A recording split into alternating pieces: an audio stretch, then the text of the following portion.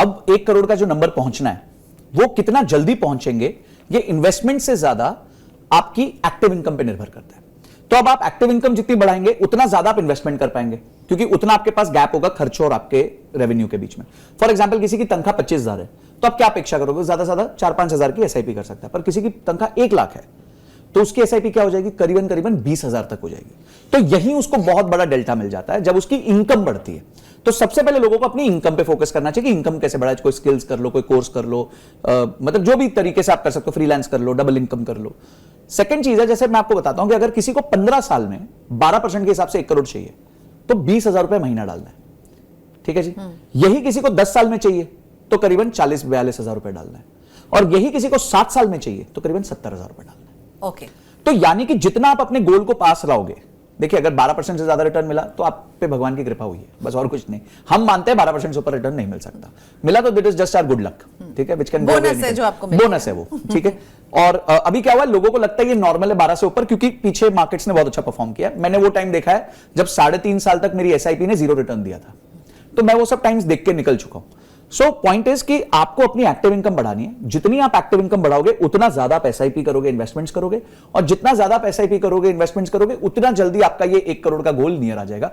जिस दिन आपके 1 करोड़ हो गए तो समझिए अगर आपके 10 साल में 1 करोड़ है तो अगला जो 1 करोड़ है वो 5 साल में जुड़ता है, उसका अगला जो 1 करोड़ है वो 4 साल में जुड़ता है।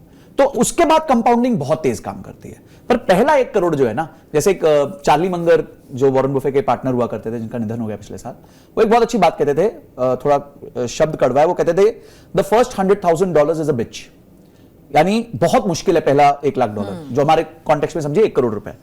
उसके लिए आदमी को भूखा सोना पड़े, चल के जाना पड़े, कोई भी सैक्रिफाइस करना पड़े, उसको करना चाहिए, क्योंकि उसके बाद कंपाउंडिंग उसको अमीर बना देगी। ये तो समझ गया कि पेड़ कैसे लगाएं और पेड़ से फल कैसे खाएं, वो ट्रिक भी समझ गया कि वो फल खत्म भी नहीं होगा। आपने अभी एक बात कही कि भाई अगर कोई कमाता है, मान लीजिए 25,000 ही कमा रहा है, तो उसके लिए 5,000 से सफर शुरू होगा। अगर कोई आज आपको कहे कि मैं चलिए भूखा रह के अपने कुछ हॉलिडे सैक्रिफाइस करके 10,000 रुपए हर महीने में सेव करूंगा और मुझे करोड़पति बनना है, तो मुझे कितना टाइम लगेगा और मुझे क्या करना है करोड़पति बनने के लिए? देखिए 10,000 रुपए से अगर कोई स्टार्ट करेगा, अब मैं आपको मजेदार 2-3 डेटा पॉइंट देता हूं, और 12% पे कंपाउंड करेगा तो अप्रोक्सीमेटली 20 ईयर्स लगेंगे 1 करोड़ पहुंचने में, ठीक है जी। पर वो कहता है सर मैं 10,000 से स्टार्ट करूंगा, पर मेरी तनख्वाह बढ़ेगी तो मैं इन्वेस्टमेंट भी बढ़ाऊंगा, मैं 10% स्टेप अप कर दूंगा, तो वही 1 करोड़ का गोल जो 20 साल में आना था वो 16 साल में आ जाएगा, और 16 से 20वें साल में 2 करोड़ हो जाएगा। बिल्कुल सही कहा। और 20वें से लेके 25वें 26वें साल में वो 5 करोड़ हो जाएगा। तो प्रॉब्लम क्या है ना, people are not ready to wait. अब मैं आपको एक ऐसा शॉकिंग डेटा दूंगा ना, आपने भी कभी नहीं सुना होगा। म्यूचुअल फंड्स में अगर 100 लोग इन्वेस्ट करते हैं तो 3 साल के बाद आपके हिसाब से कितने इन्वेस्टर बचते होंगे? 100 लोग ने इन्वेस्ट किया म्यूचुअल फंड्स में, तो 3 साल के बाद कितने लोग बचते हैं जो कंटिन्यू कर रहे हैं 3 साल कर? मुझे पता है लोग सबसे बड़ी गलती ये करते हैं कि कंटिन्यू नहीं करते हैं। In the first 3 years only वो अपना पैसा निकालना चालू करते हैं। मेरे पास डेटा तो नहीं sure, but guess हाँ, पर मैं गैस ये मानती हूँ कि अगर 100 ने शुरू किया है तो 50-60 तो बने रहेंगे। तो now let me give you a shocker, the answer is 17। 100 में से 83 लोग छोड़ के चले जाते हैं बिफोर 3 इयर्स। यस, ये डेटा तो यहां तक तो कुछ होता ही नहीं है, वेल्थ क्रिएट होती नहीं है 3 साल में। अब हम आए 5 साल, 100 में से 3 लोग 5 साल से ऊपर कंटिन्यू करते हैं, सिर्फ 3 लोग। अब आप मुझे बताइए, लोग मुझे कहते हैं सर आप तो ये बन गए, फ्री हो गए, कितने लक्की हो। अरे लक्की क्या हो, मैं पिछले 11 साल से एसआईपी रेगुलरली कर रहा हूं। उससे पहले भी मैं एसआईपी करता था, छोटे अमाउंट्स की करता था। तो मेरे जो 11 साल है, मैं तो टॉप 1% में आ गया ना, या 0.5% में आ गया, जो वो लोग हैं जिन्होंने सस्टेन किया अपनी इन्वेस्टमेंट को। तो अगर मैंने वो 0.5% वाली हरकतें की हैं तो मेरा रिजल्ट भी 0.5% वाला है। आप अगर 100 में से 3 ही लोग भारत में 5 साल से ऊपर अगर रुकेंगे इन्वेस्टमेंट करने में म्यूचुअल फंड्स में, तो they can never build wealth, because wealth is always build over very very long time.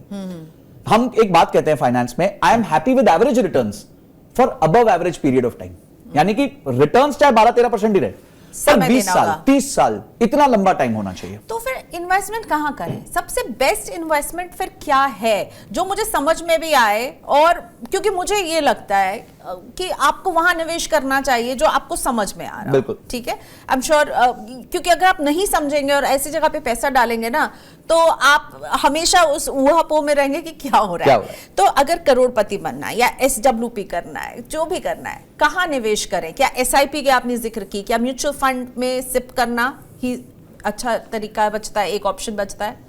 देखिए, निवेश के ना, मैं आपको ना अपनी खुद की थीसिस बनानी चाहिए एक इन्वेस्टमेंट की। पीटर लिंच एक बहुत अच्छी बात बोलते हैं, you should know what you own and why you own.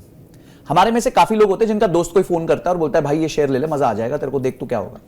तो जब आप वो खरीद लेते हो और जम के खरीद लेते हो, क्योंकि दोस्त ने बोला तो आपके पास 10,000 था, आपने 20,000 का खरीद लिया, दोस्तों से भी ले लिए, माँ बाप से ले लिया, कोई FD तोड़ दी, कुछ कर दिया, but you don't know what you own and why you own. ना पता है कि क्या खरीद रहा हूं, उसने फोन किया, और क्यों खरीद रहा हूं ये भी नहीं पता।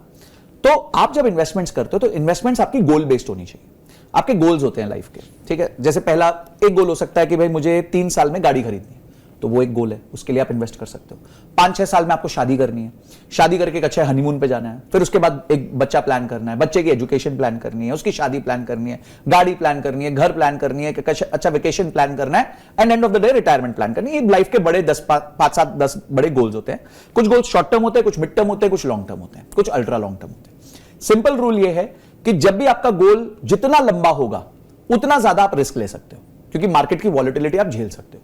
अब सडनली समझिए आपका गोल 3 साल का है और आपने कोई स्मॉल कैप म्यूचुअल फंड में पैसा डाल दिया और स्मॉल कैप्स ऐसे क्रैश कर गए, तो आपका तो पैसा फंस गया। पर यही अगर 20 साल की अवधि होगी तो 2-3 साल अगर खराब भी गए तो उसके बाद रिकवर कर जाएगा। So whenever your goals are long, आप इक्विटी में इन्वेस्ट कीजिए, म्यूचुअल फंड्स में इन्वेस्ट कीजिए, और म्यूचुअल फंड्स में भी आप ज्यादा स्मॉल मिड कैप में डाल सकते हैं क्योंकि आपके पास टाइम है। जैसे जैसे आपका गोल शॉर्ट होता है वैसे वैसे इक्विटी से कम पैसा निकाल के पैसा डेट में डालिए, बहुत सारे डेट इंस्ट्रूमेंट्स होते हैं उसमें डालिए, फिक्स्ड इनकम में डालिए, कुछ पोर्शन आप FD में भी रखिए जो आपका इमरजेंसी फंड होता है। पर मैं आपको एक ही सजेशन दूंगा, क्योंकि देखिए हमारा मेन काम जो है वो स्टॉक पिकिंग नहीं है, और स्टॉक पिकिंग करना, उसको रखना, उसको होल्ड करना, ये बहुत मुश्किल काम है, क्योंकि रोज आप टिकर देख रहे होते हो। तो मेरा आग्रह सबसे यही होता है, मैं भी यही करता हूं, म्यूचुअल फंड्स में पैसा डालो, क्योंकि म्यूचुअल फंड्स एक्चुअली सही है उसी से काम कर लो। लेकिन अभी जो संजय जो नंबर्स दिए ना वो बड़े स्टार्टलिंग है कि भाई हार्डली 17 लोग थे जो 3 साल के बाद भी अपने निवेश को जारी रख रहे हैं। उसके बाद भी आपने फिर जो दूसरा नंबर दिया 3 लोग थे जो 5। तो क्यों लोग भाग जाते हैं? उन्हें आप क्या मैसेज देना चाहेंगे, क्यों भाग रहे हैं लोग? इसको ना मैं अपने एक पर्सनल केस स्टडी से बताता हूं, ठीक है। मैंने 2016 अक्टूबर में एक SIP चालू की थी 30,000 रुपए महीने की। This was in a small cap fund में था, नाम नहीं लूंगा अगेन। तो प्रियंका आप मानेंगे 3 साल फ्रॉम 2016 अक्टूबर टू 2020 फरवरी, 3.5 साल, ये पैसा 1 रुपए का रिटर्न नहीं था मेरे पास। मतलब जितना एवरेज NAV था, क्योंकि जब आप SIP करते हो तो आपको एवरेजिंग हो जाती है ना, कभी ऊपर भी खरीद लिया, कभी नीचे भी खरीद लिया। तो जो मेरी एवरेज NAV थी वो उस फंड की उस दिन की NAV थी, सेम थी, 0 रिटर्न्स आफ्टर 3.5 years। इतने में लोग छोड़ के बाय बाय कर जाते हैं कि यार थैंक यू, पापा बोलते हैं यार इससे अच्छा तो FD में डाल देता, ये कहां फंसा दिया, ये कहां किन लोगों को, यूट्यूबर्स को सुन सुन के हमारी तुमने जान खा ली। ठीक है, कोई नहीं जी, नो प्रॉब्लम। पर अभी सर्कस चालू होगा। फिर आ गया मार्च 2020 को वो मेरा फंड 25% गिर गया। अब आप सोचिए, मैं 3.5 साल से इन्वेस्टेड हूं और वो फंड अब करीबन 25% डाउन है। पर हमें तो पता है, ज्ञान है कि भाई लंबे समय में पैसा बनता है। टुडे, आज उसको 8 साल हो गए पैसा डालते हुए, करीबन 29 लाख रुपीस उसमें डल चुका है। गुरुजी आपका ज्ञान जो है 29 लाख अभी डला था, मेरा SIP इन्वेस्टमेंट है। अच्छा, the value of that fund is 82 lakhs। हाँ, तो गुरुजी तो हो ही ना आप वो टिके रहे, वो 0% माइनस नेगेटिव तो टिके रहे। 8 साल हो गए ना आज, देखो 8 साल में पैसे बन गए। अब अगर मुझे कोई आके बोले नहीं सर आप लक्की थे, भाई मैं लक्की नहीं था, लक्की भी होऊंगा, पर लक्की के लिए मैं पिच पे बना भी रहा। आप पिच ही छोड़ दोगे तो लक्की कैसे बनोगे? पर वो भी तो अपनी रिस्क टेकिंग एपेटाइट है ना। आपने वो लिया, हो सकता है किसी को लग रहा होगा मेरे पैसे मतलब डूब रहे हैं। देखिए पॉइंट यही है कि आप जब तक एजुकेट ही नहीं होंगे, लोग कोई भी कोर्स करते हैं, ठीक है, स्कूल में 16-18 साल निकाल देते हैं, 4 साल कॉलेज में निकालते हैं, 2 साल पोस्ट ग्रेजुएशन में निकाल देते हैं, पर 2 महीने के लिए कोई नॉर्मल चीज फाइनेंस की समझना नहीं चाहते कि गोल प्लानिंग कैसे होती है, म्यूचुअल फंड्स काम कैसे करते हैं, हिस्टोरिकली म्यूचुअल फंड्स ने कैसे रिटर्न दिया है, जो लोग अमीर बने वो कैसे अमीर बने, वो तो स्टडी कर लो, होमवर्क करना पड़ेगा, थोड़ा तो होमवर्क करो भाई। सेबी भी ये कहता है कि ट्रेडिंग करके लोग अमीर नहीं बनते। 100 में से 93 लोग 3 साल में 1,81,000 करोड़ रुपए हार चुके, और 7% जो बना रहे हैं वो सारे या तो एल्गो कर रहे हैं, या फिर कोई FPI है, या कोई FII है, कोई बहुत बड़ा शेयर बैठा हुआ है उधर।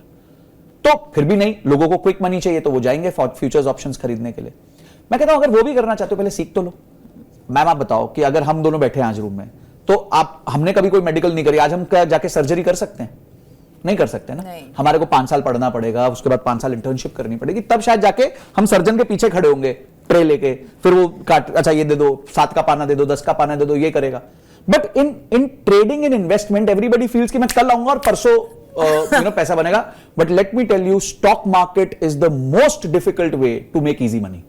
और सबको ज्ञान है, और सबको ज्ञान, सबको पता है वो शेयर जो भागने वाला है। बिल्कुल, दोस्त है ना कोई, तो दोस्त पे डिपेंड मत करो, डेटा पे डिपेंड करो।